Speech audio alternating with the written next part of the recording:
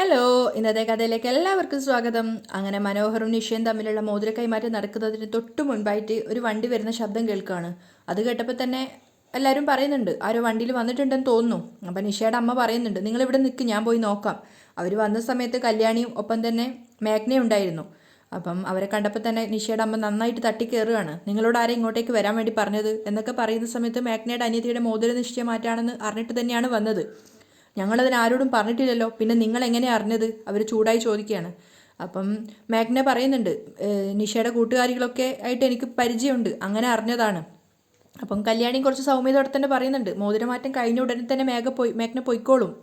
പക്ഷെ അവർ തീർത്ത് പറയാണ്, വേണ്ട, നല്ലൊരു ചടങ്ങ് നടക്കാൻ പോവാ, അതിനിടയിൽ പ്രാകാനായിട്ട് നീ ഇവിടെ വേണ്ട, ഇവളെ വിളിച്ചിട്ട് പോവാൻ നോക്ക് കൊച്ചേ എന്ന് പറയാണ് കല്യാണിയോട്. കല്യാണിക്ക് അത് കേട്ട സമയത്ത് ഭയങ്കര സങ്കടം തോന്നുകയാണ്. അതേപോലെ തന്നെ മേഘന ഇങ്ങനെ വിതുമ്പി കരഞ്ഞുകൊണ്ടിരിക്കുകയാണ് അവർ ആ തട്ടിക്കയറി സംസാരിക്കുന്ന ടൈമിൽ.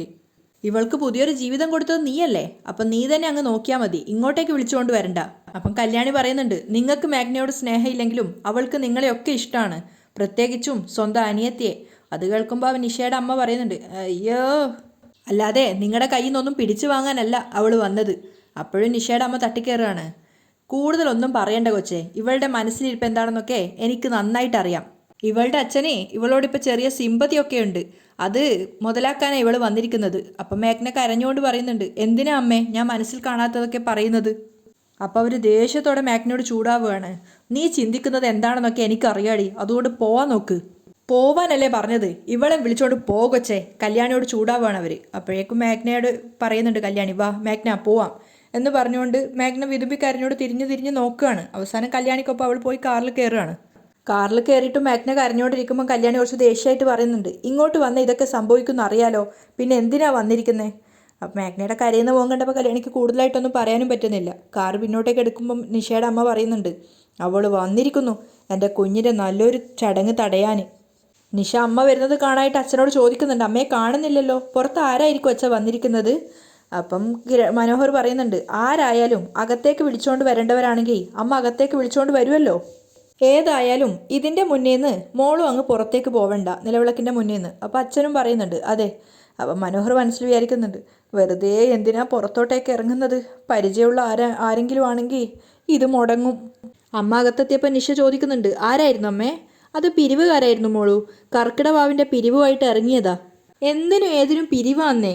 അപ്പോഴേക്കും മനോഹർ തള്ളുകയാണ്, ഞാൻ സാധാരണ പിരിവുകാർ വന്നു കഴിഞ്ഞാൽ തർക്കിക്കാറില്ല, ഒരു ചെക്കങ്ങ് എഴുതി കൊടുക്കും. അമേരിക്കക്കാരനായതുകൊണ്ട് കയ്യിൽ പൂത്ത പണമുണ്ടെന്നാ എല്ലാവരുടെയും വിചാരം. എല്ലാവരും പൊട്ടിച്ചിരിക്കുകയാണ്. അത് കഴിഞ്ഞിട്ട് നിഷയുടെ അച്ഛൻ പറയുന്നുണ്ട്, എന്നാൽ പിന്നെ മക്കളിരിക്ക്. അങ്ങനെ മോതിര കൈമാറ്റത്തിനുള്ള ആ ചടങ്ങിന് വേണ്ടി രണ്ടുപേരും അവിടെ ഇരിക്കുകയാണ് നിലവിളക്കിന് മുന്നിൽ. അതിനുശേഷം മനോഹർ കൗശലത്തോടു കൂടി നിഷയെ നോക്കി നിൽക്കുന്നുണ്ട്, അടുത്ത വരാൻ പോകുന്ന ആളുകളാണല്ലോ എന്നാലോചിച്ചുകൊണ്ട്. അതേസമയം സരയു ഇങ്ങനെ ഫോൺ വിളിച്ചുകൊണ്ടേ ഇരിക്കുകയാണ്. കോൾ അറ്റൻഡ് ചെയ്യുന്നില്ല എന്ന് സരയുവിൻ്റെ മുഖത്ത് നിന്ന് മനസ്സിലാക്കാം.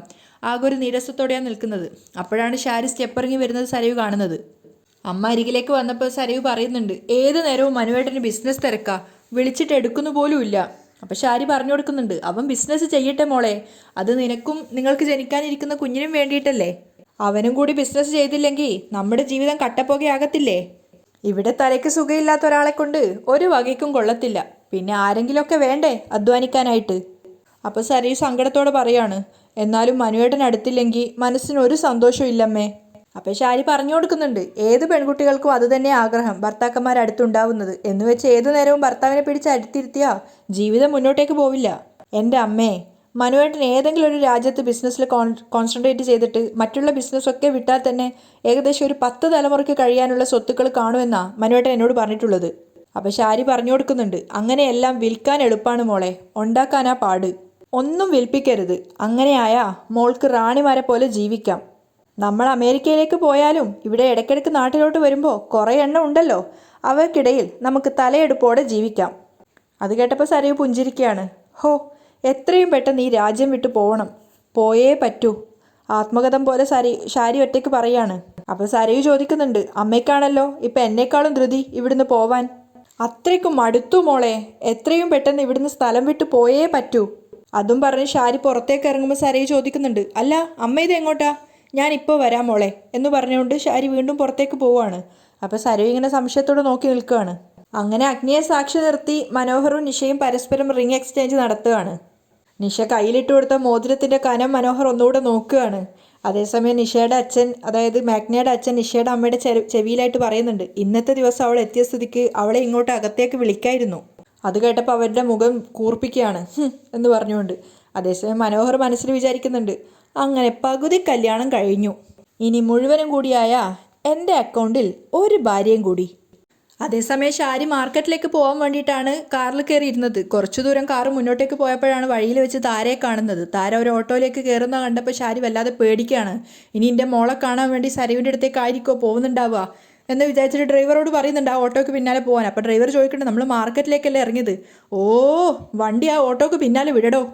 പക്ഷേ വണ്ടി റിവേഴ്സ് എടുത്തിട്ട് പോയപ്പോഴേക്ക് ആ ഓട്ടോ കാണുന്നില്ല. അപ്പോൾ ദേഷ്യത്തോടെ പറയുന്നുണ്ട്, വേഗം പോ.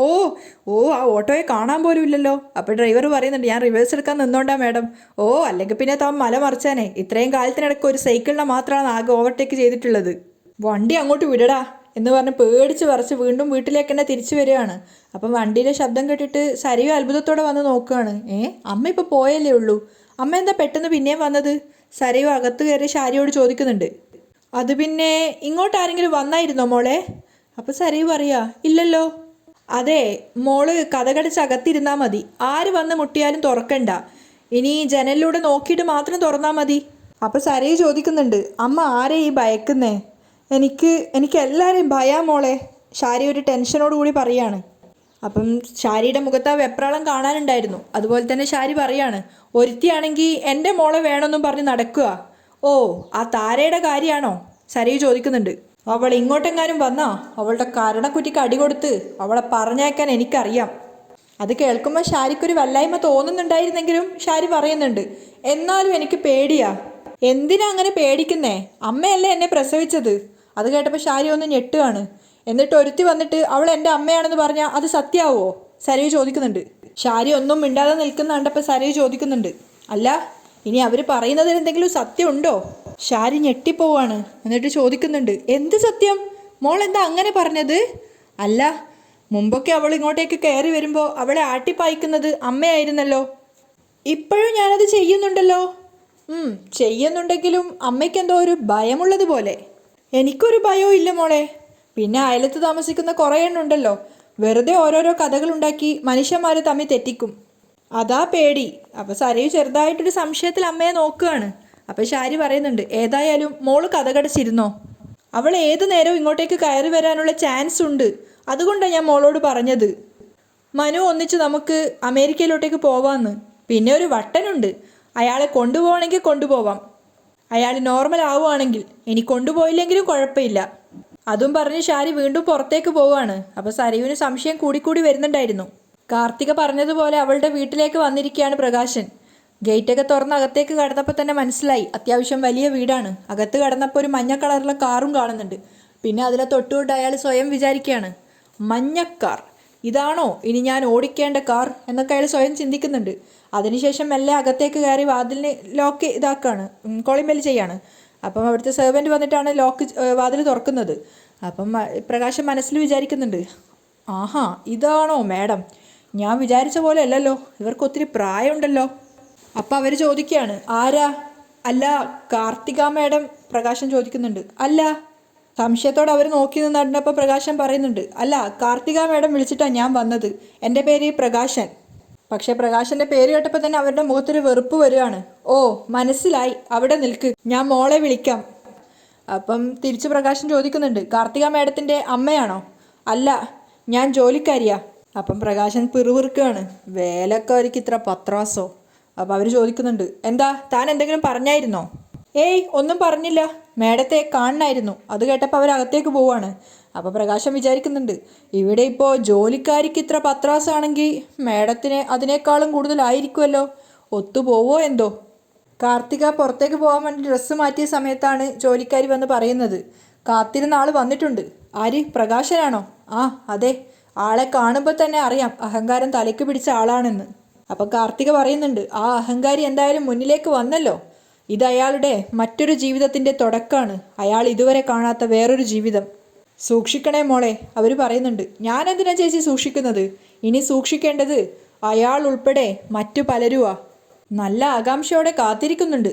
അയാളുടെ മുന്നിലേക്ക് ഒരു പുഞ്ചിരി ഒളിപ്പിച്ചുകൊണ്ട് ഞാൻ ഇറങ്ങിച്ചെല്ലാം, മനസ്സിലൊരു കടാര ഒളിപ്പിച്ചുകൊണ്ട്. പ്രകാശൻ്റെ അരികിലേക്ക് പോയിട്ട് അവൾ ചോദിക്കുന്നുണ്ട്, ബാലൻ പറഞ്ഞ ആളാണോ? ആ അതെ, എങ്കിൽ വരൂ എന്ന് പറഞ്ഞുകൊണ്ട് അകത്തേക്ക് ക്ഷണിക്കുകയാണ്. നിങ്ങൾക്ക് അറ്റാക്ക് വന്നതല്ലേ? അവൾ ചോദിക്കുകയാണ്. അയ്യോ, അറ്റാക്ക് വന്നിരുന്നു, പക്ഷെ ഇപ്പോൾ ഒക്കെ ശരിയായി, ഭക്ഷണമൊക്കെ ക്രമീകരിക്കുന്നുണ്ട്, മരുന്നൊക്കെ മുടങ്ങാതെ കുടിക്കുന്നുണ്ട്, ഇപ്പോൾ ഓക്കെയാണ്, പുഞ്ചിരിച്ചുകൊണ്ട് പ്രകാശൻ പറയാണ്. അപ്പം കാർത്തിക ചോദിക്കുന്നുണ്ട്, നിങ്ങൾ മദ്യപിക്കുമോ? ഏയ് അങ്ങനെയൊന്നുമില്ല മാഡം, വല്ലപ്പോഴൊക്കെ ഒന്ന് രണ്ടെണ്ണം കഴിക്കുമായിരുന്നു. ഇപ്പോൾ അതും ഇല്ല, മദ്യപാനവും പുകവലിയും ഒന്നുമില്ല. ഗുഡ്. എൻ്റെ കമ്പനിയിൽ ജോലി ചെയ്യുന്ന ഒരാൾക്ക് അയാൾക്ക് ഡ്രൈവറുടെ സാലറി മാത്രമല്ല, സമ്പൂർണ്ണ പരിരക്ഷയും നൽകും. കാർത്തിക ചിരിച്ചുകൊണ്ട് പറയാണ്. പ്രകാശം മനസ്സിലാവാതെ നോക്കി നിന്ന കണ്ടപ്പോൾ തന്നെ കാർത്തിക ചോദിക്കുന്നുണ്ട്, മനസ്സിലായില്ലേ? ഹെൽത്ത് ഇൻഷുറൻസ് ഒക്കെ ഞങ്ങൾ തന്നെ റെഡിയാക്കി തരുമെന്നാണ് പറഞ്ഞത്. അപ്പോഴേക്കും ജോലിക്കാരിയും അങ്ങോട്ടേക്ക് വരുന്നുണ്ട്. അത് കേട്ടപ്പോൾ പ്രകാശൻ സന്തോഷത്തോടെ പറയുന്നുണ്ട്, അതൊരു നല്ല കാര്യമാണ് മാഡം, ഇന്നത്തെ കാലത്ത് ആശുപത്രിയിലൊക്കെ എന്തോരം ബില്ലാ വരുന്നത്. അപ്പം കാർത്തിക പറയാണ്, അങ്ങനെ ഹോസ്പിറ്റലിൽ കയറാനുള്ള അവസരം ഉണ്ടാവാതിരിക്കട്ടെ. പിന്നെ നിങ്ങൾ നല്ല ഡ്രൈവറാണ്, മെക്കാനിക്കാണ് എന്നൊന്നും പറഞ്ഞിട്ട് കാര്യമില്ല, അത് പ്രൂവ് ചെയ്യണം. അതുകൊണ്ട് നമുക്കൊരു ഡ്രൈവിങ്ങിന് പോയാലോ? എവിടെ വേണേലും പോവാം മാഡം, മാഡം പറഞ്ഞാൽ മതി. പ്രകാശം വിനയത്തോട് പറയാണ്.